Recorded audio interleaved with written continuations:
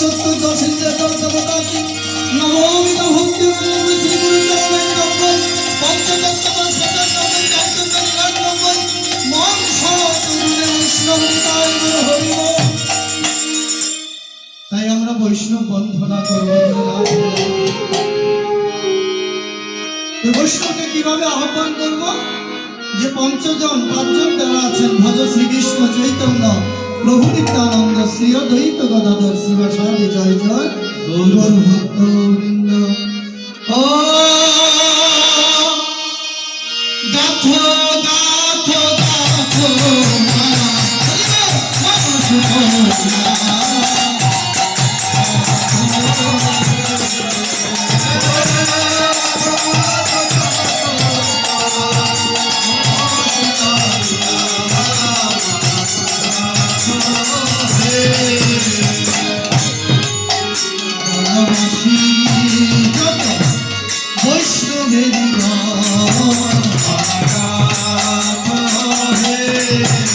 আমি কথা বন্ধনা করি ভগবতী মহাপ্রভুর নবী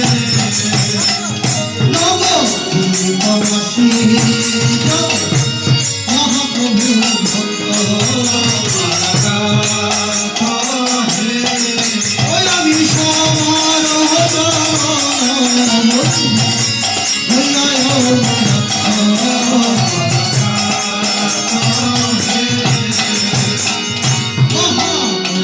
ভক্ত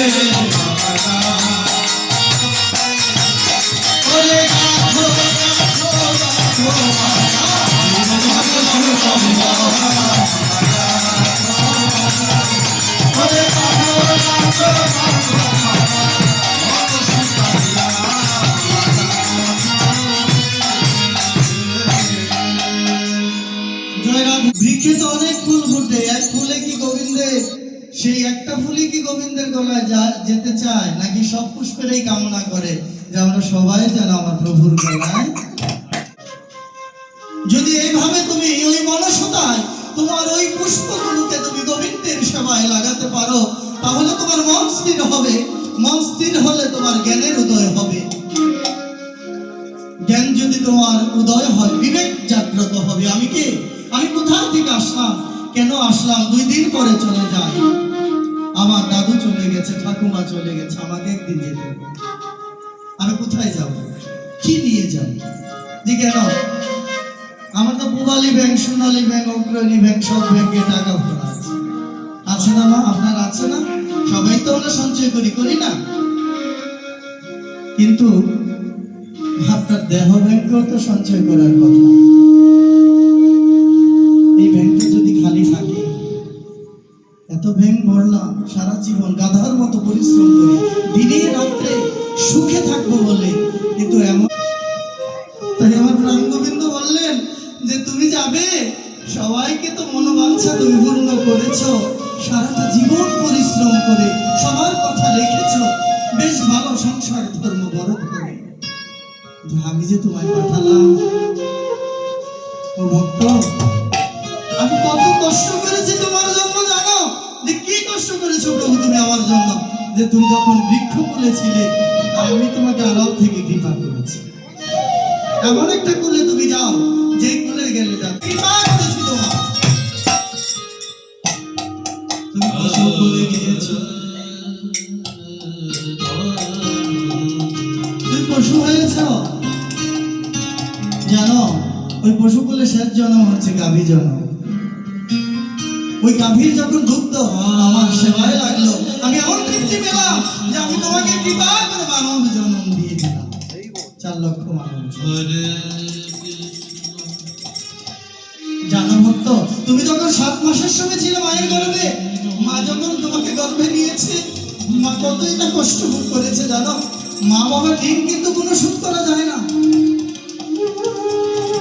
তুমি যখন মায়ের গর্ভে এসেছো না, মা আনন্দে বুক ভরে গেছে, আমার সন্তান আমার গর্ভে এসেছে। এই হচ্ছে আমার গর্ভধারিণী মা। ওই সন্তান যখন 7 মাস হলো, 7ম মাস অবস্থায় যখন আমার নিম্ন দিকে মস্তক ছিল, ঊর্ধ্ব দিকে পদ, অন্ধকারের মধ্যে আমি ওই মাতৃ নার দিয়ে বেষ্টন ছিলাম।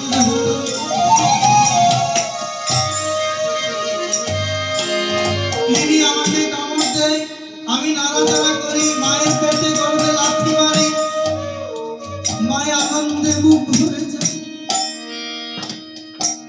সন্তান আমরা লাথি মারছি পায় মায়ের গর্ভে,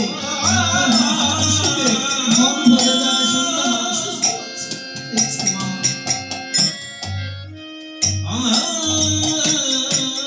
প্রভু আর স্থির থাকতে পারলো না যে মানব যাবে পৃথিবীতে, আমার ভক্ত যাবে, আমিও তাদের ভক্তের সাথে একটু দেখা করি। ওই 7ম মাস অবস্থায়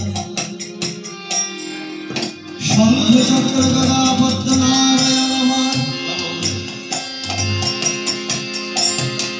ওই মায়ের গর্ভ করে ভক্তের সাথে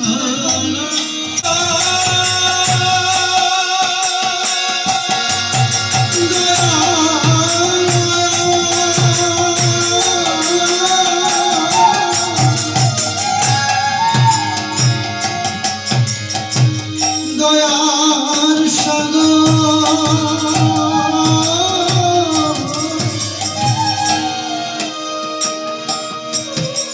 মায়ের গর্ভে আমি ছোট্ট শিশু ছিলাম 7 মাসে। আমার দয়ার সাগর গোবিন্দকে আমি কোথায় বসতেছি, গোবিন্দ আমার চিন্তা করলেন আমি ভক্তের চরণে বসে। নিম্ন দিকে মস্তক ছিল, ঊর্ধ্ব দিকে আমার 2টি কদম। হরি বলো, হরি বলো, হরি বলো। প্রাণ গোবিন্দ আমার দয়াল হরি ওই ভক্তের চরণে বসে।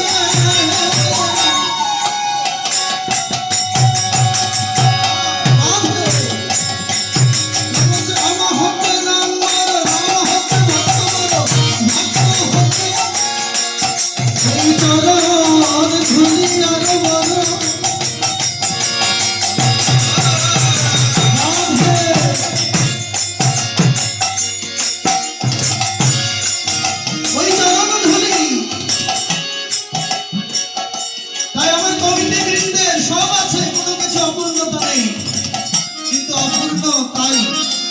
আপনাদের মতো ভক্তের চরণ ধরি। ওই ধনী বাবার জন্য এমন একটা সুন্দর বৃন্দাবন তৈরি করেছে। সাধু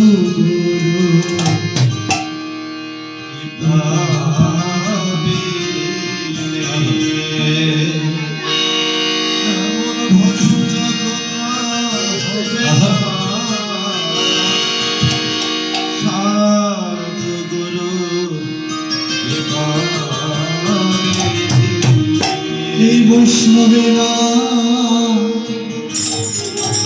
করলে দয়া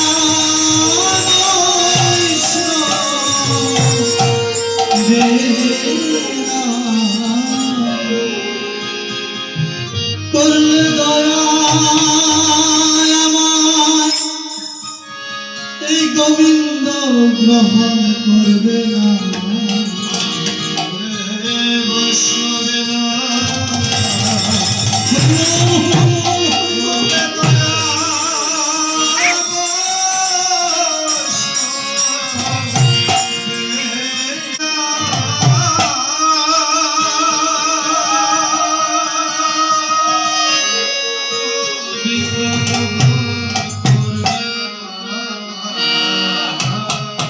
সাধু গুরু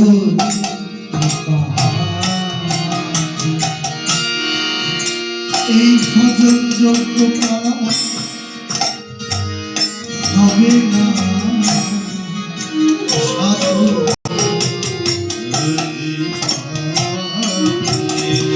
এই বৈষ্ণবেরা করলে দয়া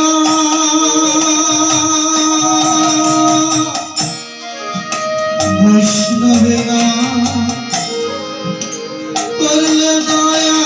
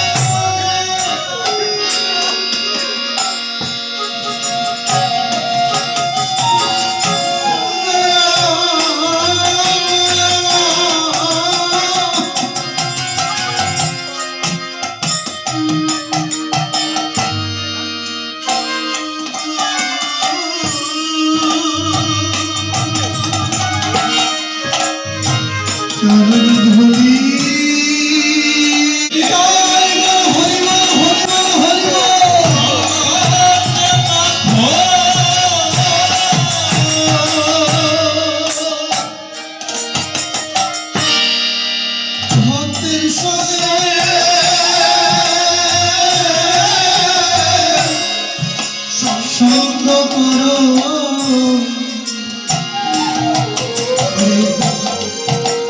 ভক্তের সাথে হরি বলে ডাকো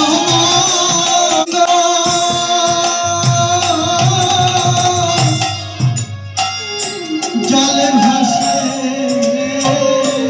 ভক্তে প্রেম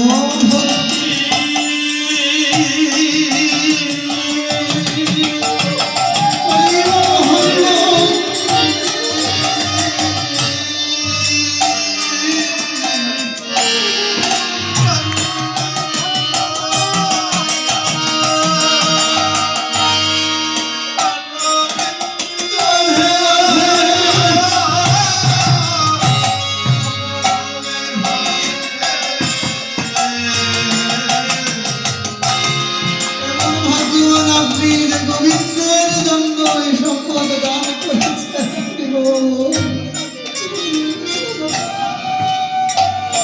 ওই ভক্তের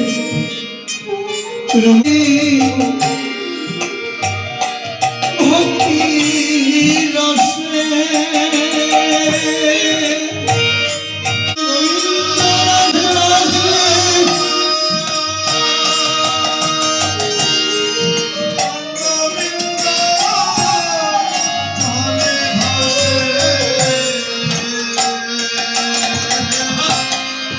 এই বন্ধবে সবার দুষে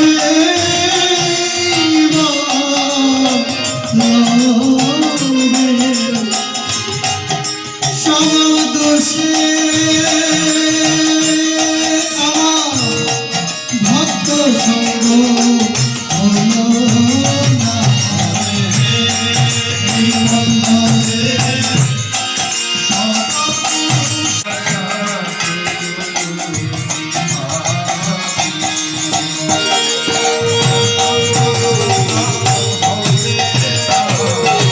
চরণিক 90 পঞ্চতত্ত্ব 95 চারচন্ড মন 99 শতগুণে মহাপ্রভু বলিহত জীব আমরা অত্যাচারী বেবিচারী কৃষ্ণমালা বহির্মুখী জীব ওই জীবকে উদ্ধার করার জন্য আমার এই পঞ্চতত্ত্ব তারা আবির্ভূত হলেন এই জগতের দায় আমরা পঞ্চতত্ত্বে চলে যাব জয় রাধে রাধে সবাই একটু ধ্বনি দিয়ে পঞ্চতত্ত্ব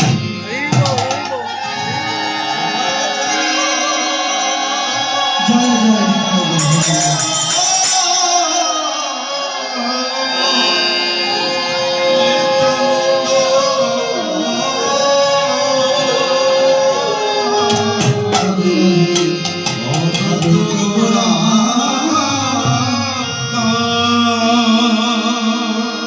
জয় জয়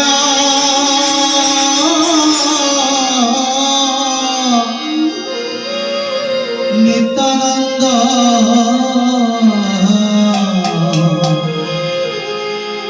অদ্বৈত গৌরাঙ্গ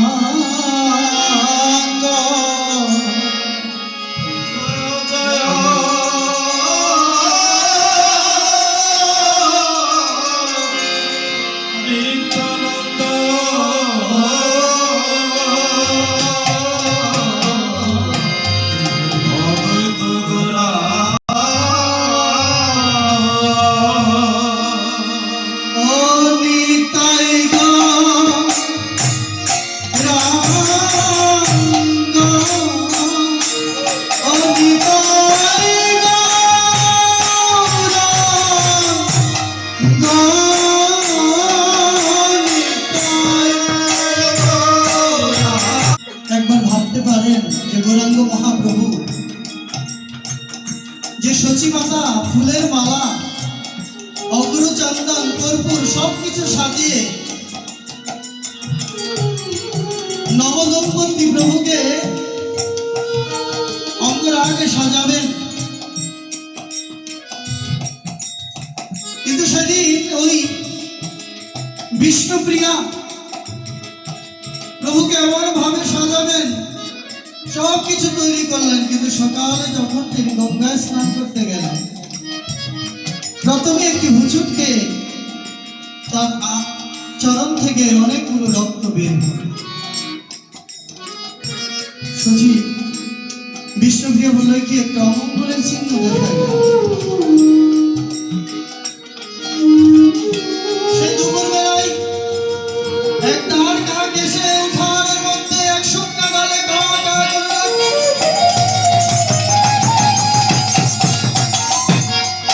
দেখি আমার অমঙ্গলের চিহ্ন দেখা যায়।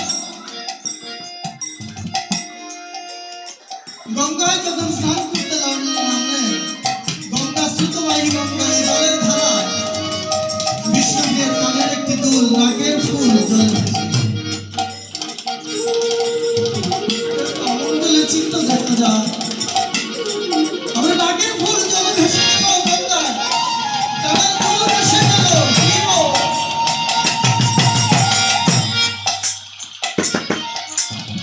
তাই কি করলেন, সেদিন এসে ওই বিষ্ণুপ্রিয়ার ভালো লাগছে না। বিষ্ণুপ্রিয়া আমার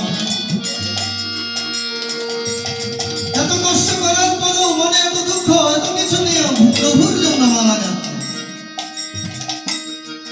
আজ চন্দন অগুরু কর্পূর দিয়ে ফুলমালা প্রভুর গলে দিয়ে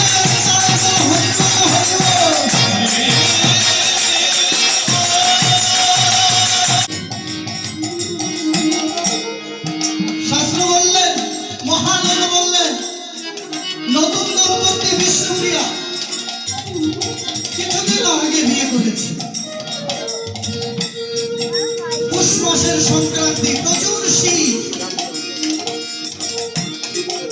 প্রভু চিন্তা করলেন আমি পৃথিবীতে এসে এখনো তো আমার ভক্তদের মুখে আমি হরিনাম কৃষ্ণ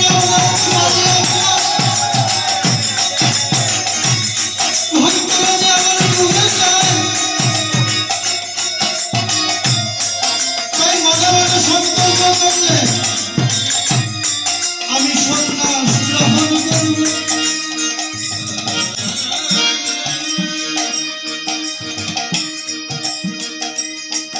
আজ বিষ্ণু প্রিয়া আমার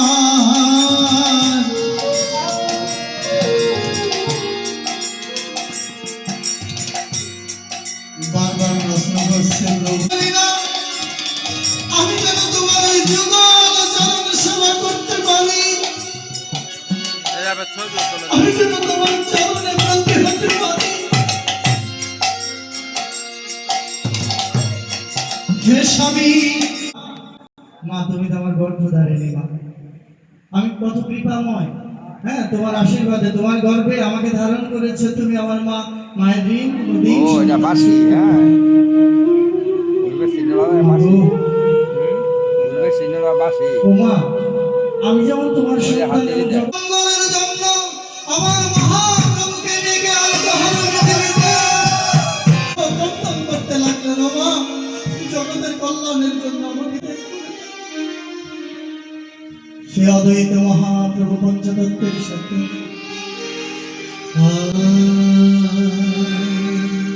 আজ জগতের কল্যাণের জন্য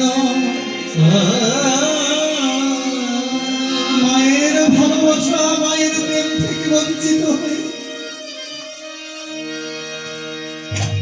আজ প্রভু আমার ওই জগতের কল্যাণের জন্য নবদ্বীপে এসে ওই 12 বছর তুলসী পাতা চোখের জল নিয়ে হা কৃষ্ণ বলে সার্থক হলো। জীবের মঙ্গলের জন্য, আমাদের জন্য 12 বছর কেঁদেছেন আমার ওই শিব অদ্বৈত মহাপ্রভু। দাদার প্রয়োজন ছিল, তিনি কৈলাসে ভালোই ছিলেন, কিন্তু কেন কেঁদেছেন আমাদের জন্য? 12 বছর ওই চোখের জল তুলসী পত্র গঙ্গায় ভাসিয়ে দিতেন আর বলতেন, প্রভু গো দয়াময় আনন্দ ধরে না রে,